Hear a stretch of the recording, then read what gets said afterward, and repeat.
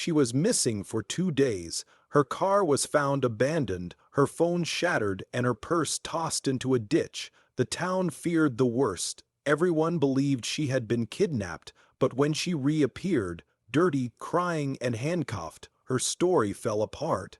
Because none of it was true, she had faked it all. But why? This is the twisted true story of Claire Monroe asterisk. Claire Monroe was the last person you'd expect to vanish. A 27-year-old dental assistant in a quiet Pennsylvania suburb, Claire lived a routine life. She had a steady boyfriend, a close circle of friends, and a spotless record.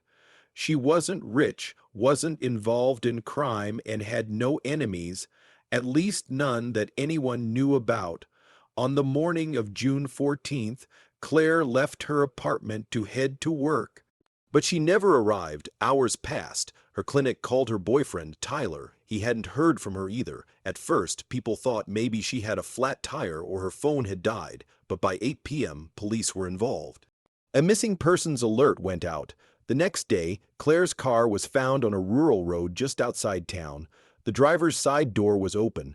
Her purse lay on the ground, its contents scattered. Her phone had a cracked screen, almost like it had been stomped on. There were no signs of a struggle, no footprints, no witnesses. It was like she had vanished into thin air. The media pounced. Local stations broadcast her face. Social media exploded with #FindClaire hashtags. Volunteers joined the search, while police used drones and dogs to sweep the nearby woods. Her boyfriend, Tyler, was interviewed in tears. "We just want her back," he said. "Please, if someone has her, let her go." But behind the scenes, police had their doubts. Claire had left her apartment unlocked. There was no sign of forced entry in the car, and strangely, her bank card had been used just 10 miles away that afternoon to buy fast food. If she was kidnapped, why was someone using her card? And why just for burgers and fries? Then, 2 days after she disappeared, she came back. Claire stumbled into a gas station barefoot and bruised. Her wrists were red and raw from handcuffs. She was shaking. She said she had escaped from a van. She claimed 2 masked men had snatched her from her car, tied her up, and held her in a basement.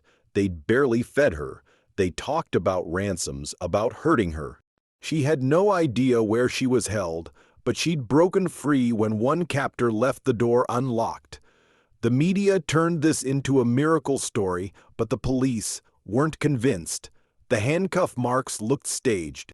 Her injuries were inconsistent with abuse, and security footage from the fast food place showed her using her own card. Alone, when confronted, Claire cracked. It was all a lie. Claire admitted she'd faked the kidnapping. But why was she trying to punish someone, get attention, avoid something? The truth was far more complicated. Claire had been living a lie for years. Her relationship with Tyler wasn't as perfect as it looked. In fact, they'd broken up months ago. She was struggling with debt, depression, and panic attacks. She'd maxed out her credit cards, was about to be evicted, and had even lied to her friends about still having her job. Faking a kidnapping, she said, was a desperate cry for help. She had wanted to disappear, temporarily, let people worry, miss her, maybe even come to her rescue. In her mind, the sympathy and attention would bring her a kind of reset. A way to start over, but it spiraled out of control. She never expected the police search, never expected her face on the news. When she saw how big the lie had gotten, she panicked and staged her return to bring it all to an end. Claire was arrested for filing a false report, obstruction of justice, and misuse of public resources. The case stunned the town. Some people were furious. She'd wasted thousands of dollars in taxpayer money. Dozens of officers had worked overtime. She had lied on national TV. Others were more sympathetic. Claire clearly needed mental health support, and in a strange way, her fake disappearance had forced her to confront her life, because now the mask was off. The court gave her probation, community service, and mandatory therapy.